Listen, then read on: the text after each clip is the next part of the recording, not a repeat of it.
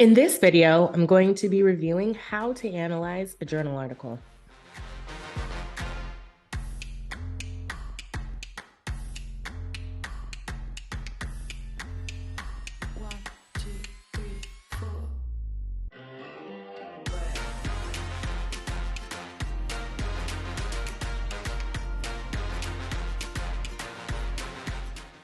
First up, what's even in a journal article? Most journal articles start with some type of abstract, followed by an introduction, followed by their methods, followed by the results, a discussion, and then some type of works cited or references page. What goes into each of these will be broken down on the upcoming slides. So an abstract, what it is, it's a summary of the most important findings of the research study. So the abstract is going to be everything that the authors of the study want to convey to the reader to let them know, like, this was an important study that was done. Our study was done well, it was done effectively, and the things that we found based on our study are really good things to be found. That's what's going to be presented in an abstract. It's got to be a whole lot of discipline-specific jargon. That's intentional because these are going to specific journals. Those scientific journals are for a specific audience where they have an understanding of like the minimum education level or understanding. And so the jargon is based on that understanding of who their reader or their audience is going to be. That's not going to be assuming the audience is 8th grade students. Most of the time, the audience is going to be professionals of some capacity. And so a lot of times the abstract comes down to you being able to break up that discipline-specific jargon into words that make sense for you to be able to understand what's going on in the paper. A lot of times an abstract may also overextend the relevance of the study. So they might say, oh, well, this study let us know that we can go and do 15 other studies, when in reality, that study only really gives validation to 2 or 3 other studies, not the 15 that they were citing. So have some type of consciousness that, like, they're going to be selling me a product that I don't have to purchase. And there might be reasons I don't want to purchase this product. This is also not just a presentation. There's a reason that they're doing the research in the first place. So when you're critically analyzing the abstract of a journal article, the first thing you want to do is define those words mentioned, that jargon, in your own words. Make it make sense to you. You don't want to keep rereading the abstract as it is written if the way it is written makes no sense. You want to be able to translate it into words that make sense for you.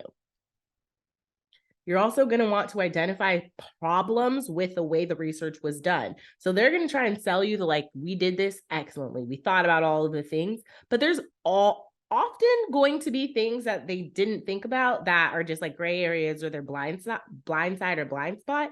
And so you analyzing an abstract is seeing if there are potential problems.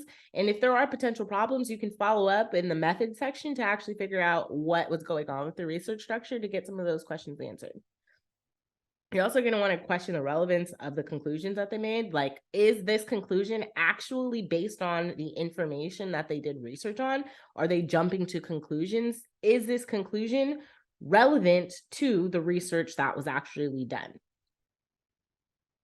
When you're looking through the introduction, once you've gone through the abstract of an article, the introduction is going to be all of the background information. So it's going to let you know, how did we get here? Why do we even have this hypothesis?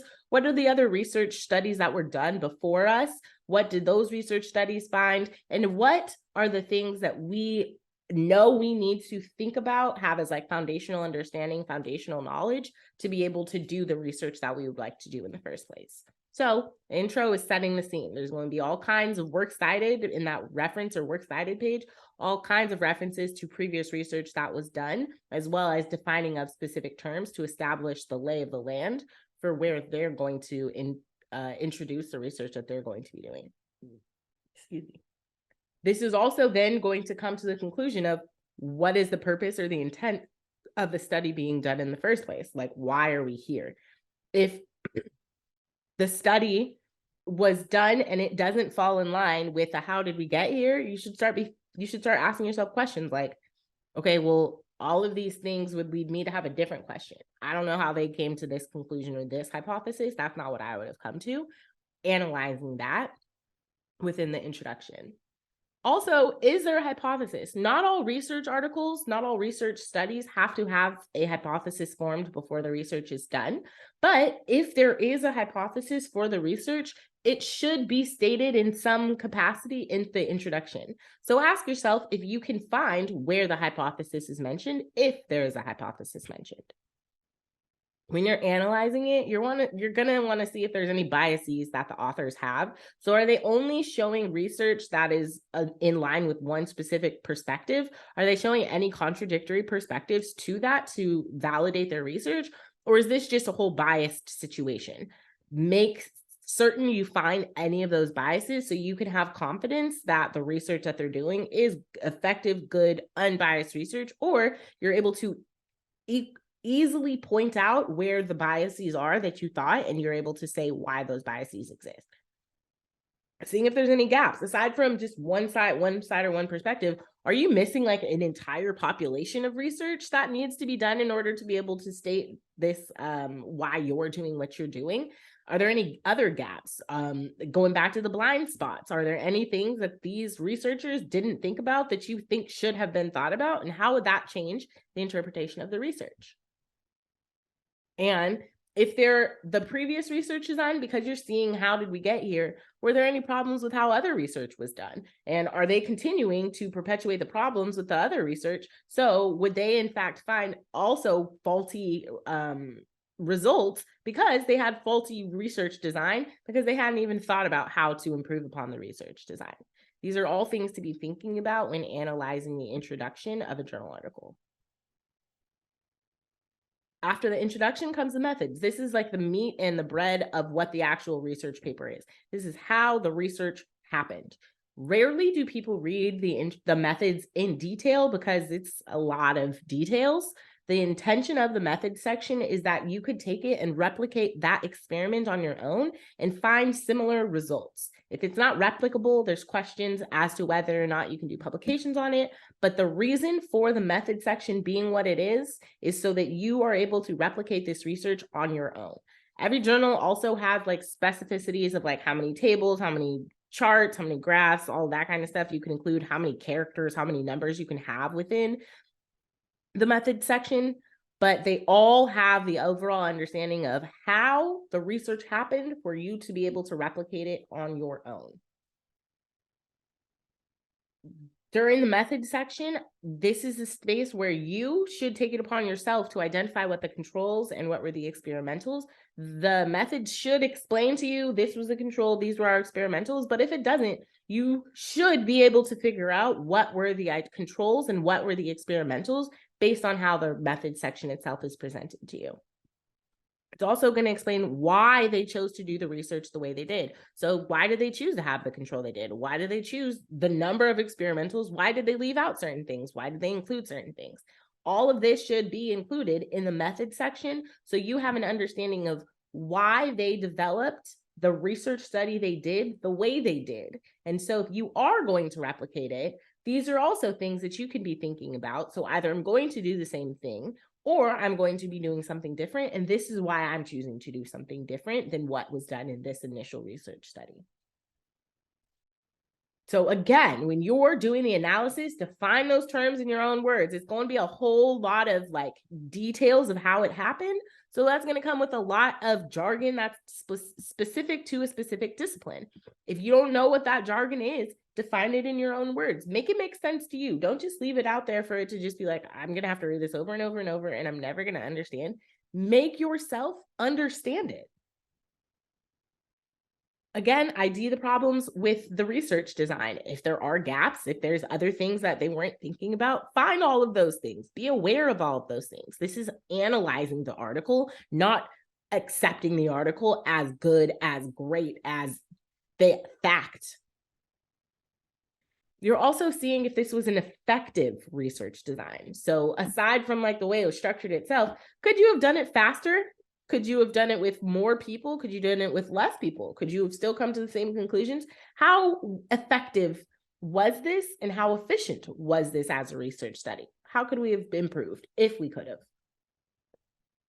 After methods comes the results. The results is literally just visual data, the description of the things that you found in your research study. This is not interpreting any of that research data. This is just giving you the data. Different journal articles, magazines are going to have different ways that they want you to present this. Some want charts, some want graphs, some want numbers, some want specific numbers of statistical interpretation. Different people have different things that they want. So having an awareness of what is needed for whom is going to be helpful for submitting articles. But these are the results section is also going to be stating the key results. Yeah, you're going to find a whole lot of results. Not every result is relevant to you making your point. So you're going to have to like limit. That's going back to the articles. They actually limit how many characters you can have in each section. So you have to decide what is the most relevant, what is the least relevant. And when you're analyzing this, you have to see, okay, why did they leave out that and out? Why did they leave out those things? Why did they leave out that? To analyze the efficacy of the research that they were doing, and also analyze the efficacy of the researchers themselves. This is also where you're going to present the statistical analyses. So you're going to see like the t-test stuff. You're going to see the p is less than 0.05. You're going to see like the mean, the median, the modes, sometimes standard deviations. You're going to see all of that presented to you in the in the results section of the journal article. So when you're analyzing it, you got to assess for yourself. Does this data reflect an actual result? Like this result that you're saying, is it reflected by the data? Or did y'all just like jump to a conclusion? If it has like a P of 0.15, like I don't know if you can make that conclusion as much as you could if it was P of 0.0001. So how strong are we in this conclusion that you're making? What do the statistical analyses mean? So make sure you remind yourself of like, what is a p-value? What is a t-test? Like, what do those actually tell me? And like, why would that be a valuable test for them to be presenting within their research paper? And also, are all of the results reported? So like I said, you can only state the key results, but are there anything that they left out because they knew that that was going to lead you astray from what they were trying to point out? Or did they keep this as objective as possible where they were even presenting the negative things? They were presenting the outcomes or the results that they weren't anticipating or that like kind of contradict what they were anticipating would be their outcomes. Do they present every result that they find? The results section itself is not a discussion. It's not interpreting the data. It's just presenting the data. So after you have the data itself presented, you're going to have the interpretation of all of those results, where you're going to have the reminder of the research purpose, flashing back to the introduction. This is like reflection of that. So this is why we did this research paper. This is why this was helpful. This is what we hoped to have learned or gained from having done this. And moving on for the future, based on what we learned today, these are things that we think you can move on and do next time. These are ways to improve. This is a way that we know could be done better. When you're critically analyzing the discussion section, you got to see if there's any gaps in their conclusions. Those gaps could be because they're leaving out information, that negative bias thing. It could also just because they aren't thinking about certain things. They aren't thinking about specific groups, demographics, whatever the case may be. Like, why might there be problems with the conclusions that they're making? Are there biases? So are they intentionally leaving something out, whether it's a conscious or unconscious bias? Is there something about the study of the research that was done that this person just is really unaware of the fact that like they're leaving out a huge aspect of this? And what impact would that have on the research conclusions that you're finding? Also, are these conclusions even relevant? Like, did we just waste $300,000 of taxpayer money to do a research paper that like literally no one's going to ever care about? Like, is this relevant? Why are you telling me this conclusion? And is it relevant for the general public or is it relevant for like your own personal benefit? When you're analyzing, things to think about for the discussion section. And the last section on any journal article is going to be the references section. It's just a list of all of the research that was cited. It's going to be a specific format depending on the journal. It might be APA, it might be MLA. There's all kinds of different options for the formatting. That depends on what journal you're submitting the research paper to. But when you're analyzing the references section, you want to make sure, are these citations actually relevant? Like, Are you citing research that was done in 1942? Or is this like done in 2019? Is this newer research, or is this research that's like, I feel like we found a whole lot of other things that contradict whatever this research was saying. Is the research itself relevant? Are they comprehensive? Going back to the blind spots, is this assessing all aspects of the situation? Are we doing a whole lot of different journal articles and not just one? So making sure it's also not biased. Like, I love Nature magazine, but like, just because a researcher loves Nature magazine, you shouldn't have only Nature magazine references cited. Do you have balance with other journal articles? Making sure everything is as unbiased as it can possibly be to give you more confidence that the outcomes they think or the conclusions that they came to are actually accurate conclusions that you can confidently do something with, especially as it comes to like treating a patient in the future.